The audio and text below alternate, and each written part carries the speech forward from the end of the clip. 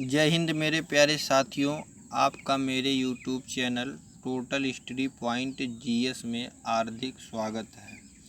आज मैं आपको बहुपद अर्थात पोलिनोमियल जिसको इंग्लिश में कहते हैं, इसके विषय में बताने जा रहा हूँ। तो सर्वप्रथम हम जो है बहुपद के बारे में देखते हैं। तो बहुपद होता क्या है, इसकी परिभाषा जानेंगे। तो देख लेते हैं बहुपद की परिभाषा क्या होती है, डिफिनेशन ऑफ बहुपद जिसको इंग्लिश में कहते हैं। तो सर्वप्रथम बहुपद की परिभाषा तो देख लेते हैं।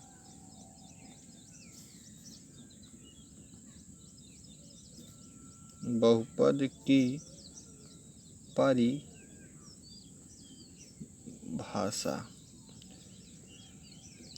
तो यदि कोई फलन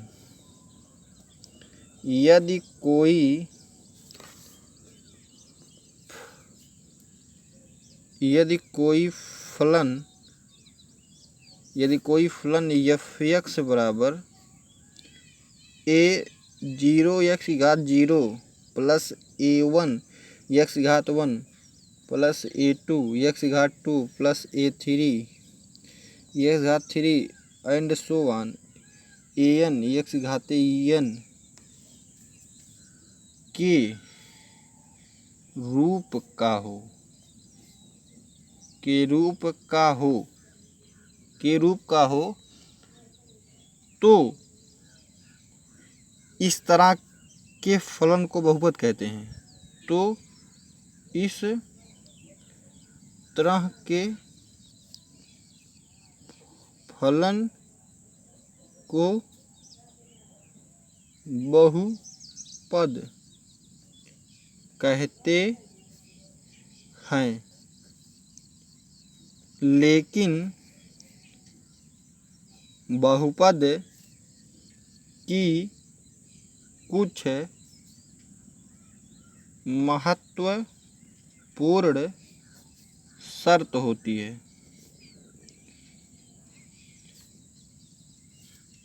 है कि फलन जो दिया गया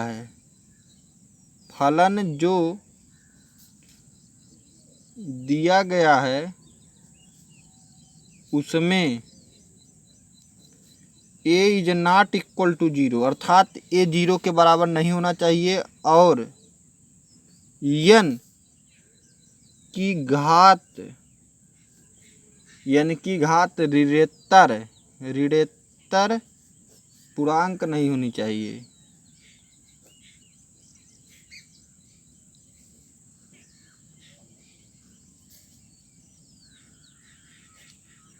ऋणेतर पूर्णांक नहीं होनी चाहिए। तो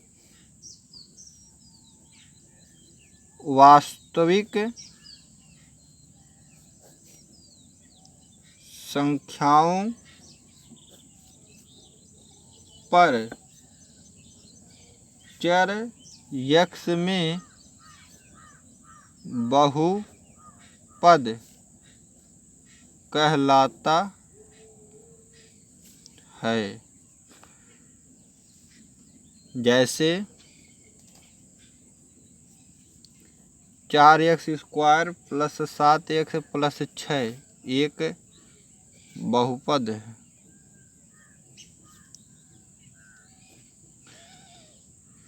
देख लीजिए दोस्तों, सर्वप्रथम हम बहुपद की परिभाषा बता रहे हैं कि कोई भी फलन दिया गया हो, चाहे वह x के चर में हो, चाहे वह y के चर में हो, चाहे वह z के चर में हो, जिस चर में होगा उसी चर में क्या कहलाता है, बहुपद कहलाता है। जैसे यहाँ पर कहने का मतलब है कि कोई फलन दिया गया हो और उसमें जैसे जो फलन दिए गए होते हैं उसको डाट करके आगे जो लिखते हैं, जैसे a1 a0 a3 a4 and so on an करते हैं। तो उसमें जो an होता है उसकी घात n है। ये ऋणेतर पूर्णांक अर्थात -1 -2 -3 और 1/2 1/4 ये सब के रूप में नहीं होना चाहिए, बटा के रूप में भी नहीं होना चाहिए और ना ही ऋणेतर पूर्णांक। इसी को कहते हैं ऋणेतर पूर्णांक क्योंकि ऋणोत्तर पूर्णांक का मतलब ये होता है कि घात उसकी जो है ऋणात्मक नहीं होनी चाहिए, ना तो भिन्न के रूप में होनी चाहिए। और दूसरा शर्त क्या है कि इसके जो गुणांक ए हैं ये क्या होना चाहिए, 0 के बराबर नहीं होने चाहिए, तब इस तरह के फलन जो है बहुपद कहलाते हैं। कहने का मतलब यही है कि दोस्तों कोई भी फलन दिया गया हो आप लोगों को, आप लोग उस फलन को देखिए और वो फलन अगर 2 शर्त का पालन कर रहा है, ए जो है उसका 0 ना हो और उसकी घात जो है ऋणात्मक संख्या और भिन्नात्मक संख्या के रूप में ना हो, तो ऐसे ही फलन जो है बहुपद कहलाते हैं। और इस फल जैसे फलन दिया है तो इसमें हम जो है a0, a1, a2, a3 और a1 और an ये सभी क्या हैं, ये सभी वास्तविक संख्या है। क्या है, वास्तविक संख्या है, वास्तविक संख्या है। अगर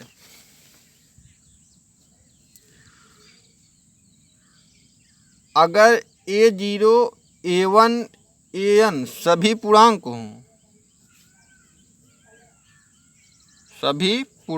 हों तो बहुपद को पूर्णांक पर बहुपद कहते हैं। तो बहुपद को पूर्णांक पर बहुपद कहते हैं, बहुपद कहते हैं। और यदि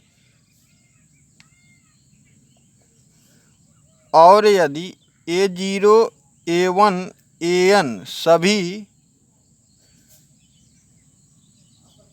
परिमेय संख्या हैं तो बहुपद को परिमेय संख्या पर बहुपद कहते हैं। जैसे पूर्णांक पर बहुपद,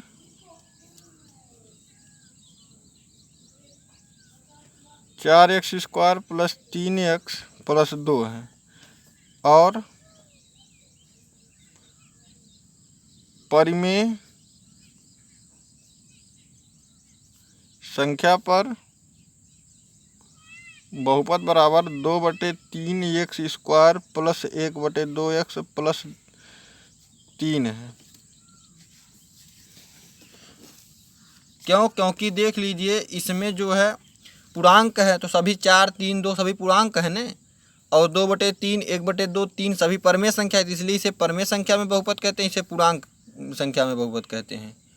और इसके बाद बहुपद का मानक रूप होता है, बहुपद का मानक रूप, पद का मानक रूप। तो दोस्तों हम देखते हैं कि बहुपद के 2 मानक रूप होते हैं। एक होता है अवरोही मानक रूप,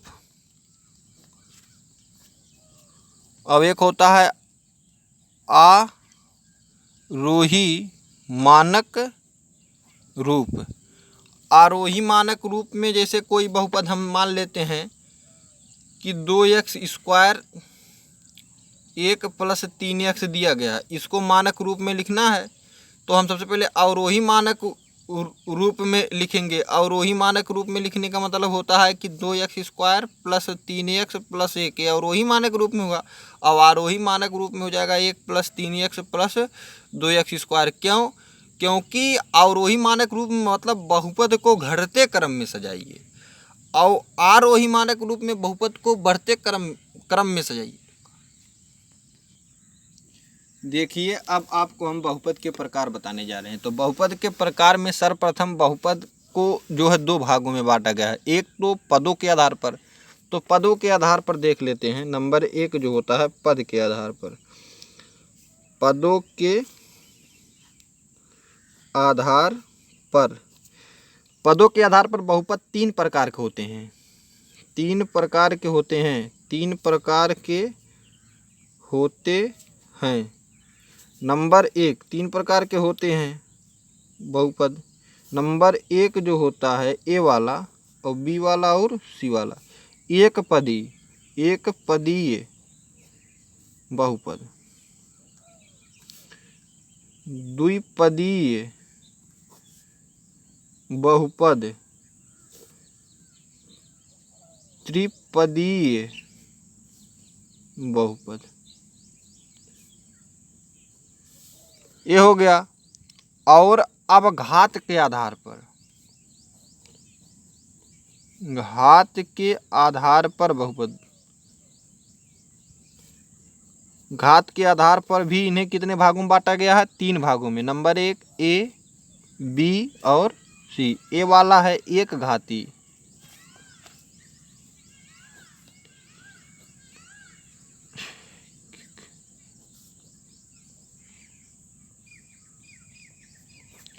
एक घातीय या रैखिक बहुपद इसे कहते हैं। एक घातीय या रैखिक बहुपद। दूसरा है द्विघाती।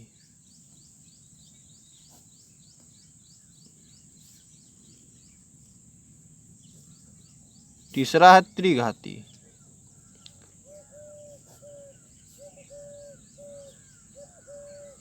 त्रिघाती बहुपद। अब रैखिक बहुपद जो होता है, अब रैखिक बहुपद एक पदी बहुपद का मतलब देख लीजिए, जैसे इसी के सामने 4x, इसमें एक ही पद है, एक पद है। जैसे 2x में इसे स्क्वायर प्लस 4x, इसमें दो पद हो गए, दो पद हो गया।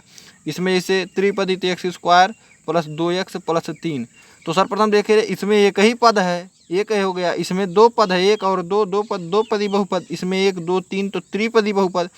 अब एक रैखिक बहुपद, तो रैखिक बहुपद मतलब जैसे 2x और प्लस 1 लिख दिया गया है, तो इसमें देख लीजिए इसकी घात केवल एक ही है, क्योंकि इसकी घात 0 है और इसकी घात कितनी है? 1 है, तो इसलिए यह क्या है? रैखिक बहुपद। द्विघाती बहुपद में मतलब देख लीजिए इसे स्क्वायर प्लस 2x प्लस 3, तो इसकी घात 0 है, इसकी घात 1 है, इसकी घात 2 है, तो इसकी बहुपद की सबसे बड़ी घात ही देखी जाती है। तो इसमें सबसे बड़ी घात 1 थी, तो एक घात का बहुपद हो गया था। और इसमें बहुपद की सबसे बड़ी घात 2 है, इसलिए अब बहुपद की द्विघाती मतलब बहुपद हो गया।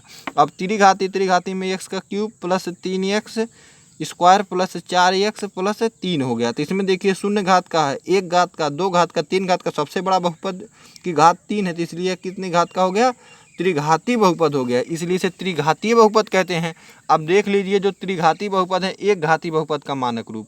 एक घाती बहुपद का मानक रूप का समीकरण होता है एक घातीय बहुपद, बहुपद का मानक समीकरण। मानक समीकरण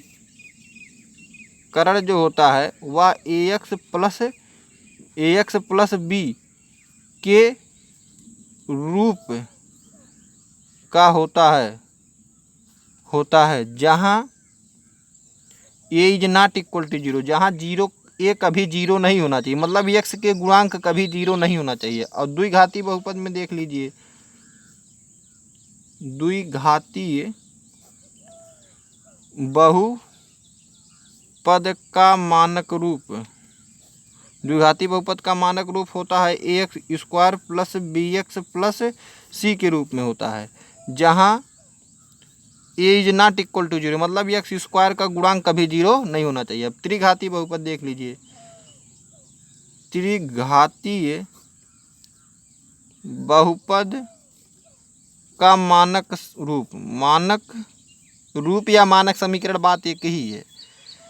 ax मानक रूप का समीकरण कहने का मतलब ax का cube plus bx square plus cx plus d, जबकि इसमें क्या होना चाहिए? ए इज नॉट इक्वल टू 0, इसका मतलब त्रिघात का जो मतलब गुणांक है इसको कभी 0 नहीं होना चाहिए। चलिए देख लीजिए आप लोग शून्य बहुपद। अब शून्य बहुपद की परिभाषा है कि ऐसा बहुपद जिसके सभी गुणांक शून्य हो, सभी गुणांक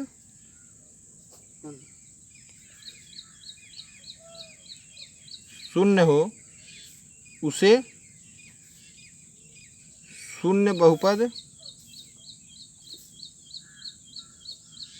शून्य बहुपद कहते हैं। जैसे 0x का cube plus 0x² plus 0x plus 0, ये शून्य घात का बहुपद है, शून्य बहुपद है, शून्य घात का नहीं। 0x² प्लस 0x प्लस 0, ये भी क्या है? शून्य। मतलब जिसके सभी गुणांक, किसके आगे बताया गया था, जहाँ a1 a2 a3 यही सभी बहुपद के गुणांक होते हैं, तो इसमें क्या हो जाए? सभी क्या हो जाए? शून्य हो जाए। शून्य घात का बहुपद है।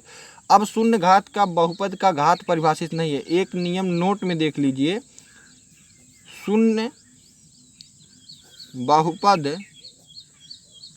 की घात परिभाषित नहीं है। शून्य घात की बहुपद परिभाषित नहीं है। क्यों? क्योंकि देख लीजिए, शून्य घात है, इसके सभी गुणांक जब शून्य है तो बहुपद का अस्तित्व ही नहीं है, क्योंकि इसमें शून्य से गुणा गए भी शून्य हो जाएगा, इसमें शून्य से ये भी शून्य, इसमें शून्य से तो कोई जो x है जिसके टर्म में यह बहुपद है, यानी जिसके पद में यह बहुपद है, जब वह पद ही नहीं रह जाएगा। मेन जब x² के पद में बहुपद है ये सभी, और जब x ही शून्य हो जा रहा है तो इसकी कोई घात ही नहीं है, इसलिए इसकी घात क्या है? परिभाषित नहीं है।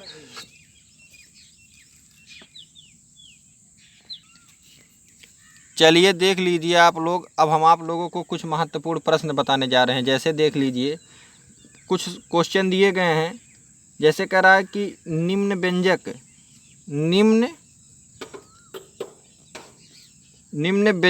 में कौन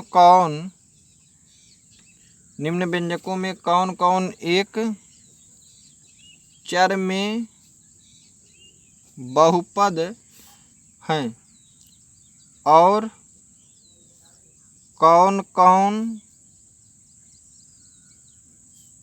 नहीं हैं, कारण बताइए।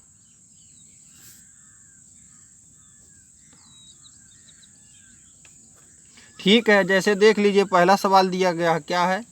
4x² minus 3x plus 7। अब ये करा कि एक चर में बहुपद है कि नहीं है, तो सर्वप्रथम देखिए x भी है, यहाँ भी x है, सब में x समान है, इसलिए यह क्या है?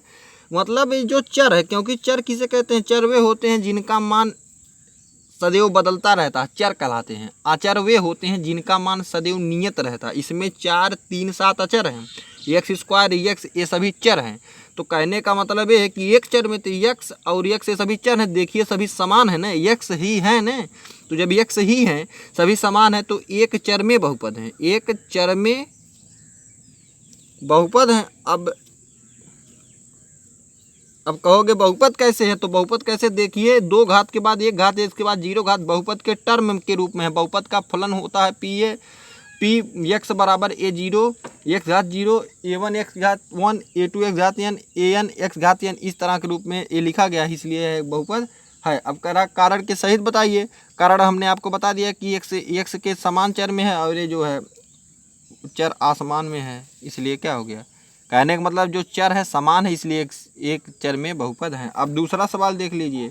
दूसरा जैसे y² प्लस √2 है, तब अब इसमें देखिए y है ना, अब y है जब, तो y एक ही चर में है तो है, तो इसलिए y एक ही चर में है, तो एक चर में क्या है? क्योंकि इसमें केवल y ही चर है, √2 तो अचर है, तो y एक ही है, तो इसलिए एक चर में बहुपद हैं। तीसरा सवाल देख लीजिए। तीसरा जैसे 3√t और प्लस t√2, तो सबसे पहले देखेंगे बहुपद है कि नहीं है। तो सर्वप्रथम देख रहे हैं कि यह बहुपद ही नहीं है। क्यों? क्योंकि t की घात √2, इसको लिख सकते हैं t की घात 1/2 और प्लस t√2। और बताया गया कि कोई बहुपद की घात जो n होती है, यानी किसी भी बहुपद के चर की घात जो होगी वह कभी ऋणोत्तर पूर्णांक नहीं होगी, जबकि इसका बटे में है, अर्थात यह ऋणोत्तर पूर्णांक में होती है। अब यह ऋणोत्तर पूर्णांक में नहीं है, क्योंकि ये ऋणोत्तर पूर्णांक नहीं होनी चाहिए। देखिए, क्योंकि 1/2 बटे के रूप में नहीं होनी चाहिए, सदैव पूर्णांक होनी चाहिए। तो जब 1/2 के रूप में है, अब तो इसका मतलब सीधा सा फंडा है कि अब जब 1/2 के रूप में है तो यह क्या होगा? यह जो है बहुपद ही नहीं है। तो यह एक चर में तो है लेकिन बहुपद ही नहीं है। कहने का मतलब बहुपद नहीं है, बहुपद नहीं है। क्योंकि इसकी घात 1/, मतलब भिन्नात्मक है। जो चर है इसमें टी, उसकी घात भिन्नात्मक, इसलिए बहुपद नहीं है। चौथा सवाल देख लीजिए। चौथा सवाल है y + 2/y। इसको देखेंगे बहुपद है कि नहीं है। तो इसको इस तरह से भी लिख सकते हैं, y + 2 y की घात -1, क्योंकि ये नीचे से ऊपर जाएगा तो -1 हो जाएगा, ऊपर से नीचे आएगा तो +1 हो जाएगा। अब इसमें भी वही है कि y एक चर में तो है, लेकिन चर की घात क्या है, ऋणात्मक है। चर की घात क्या है, ऋणात्मक है। ऋणात्मक घात वाला चर इसमें है, वाला ऋणात्मक घात वाला है, इसलिए बहुपद नहीं है। इसलिए बहुपद नहीं है। ये ऋणात्मक घात वाला था और इसके ऊपर ये भिन्नात्मक घात वाला है।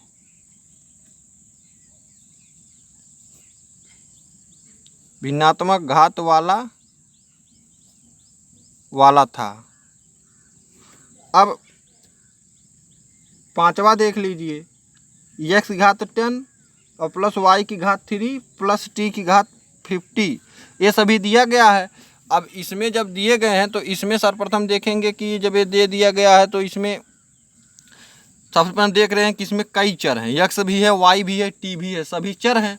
अब कहा है ऊपर क्वेश्चन में कि एक ही चर में बहुपद बताना है, तो इसलिए कई चर हैं, कई चर में बहुपद हैं, इसलिए एक कई चर में बहुपद हैं। दोस्तों ये सवाल जो है पॉलिटेक्निक और बोर्ड एग्जाम के लिए दृष्टि से बहुत महत्वपूर्ण है और बहुत सी इंजीनियरिंग परीक्षाओं में भी पूछा जाता है। दोस्तों अगर इस तरह की टॉपिक आपको चाहिए तो मेरे कमेंट बॉक्स में कमेंट करिएगा और मेरे इस वीडियो को भारी मात्रा में शेयर करिए, लाइक करिए और सब्सक्राइब करिए। जय हिंद मेरे प्यारे साथियों।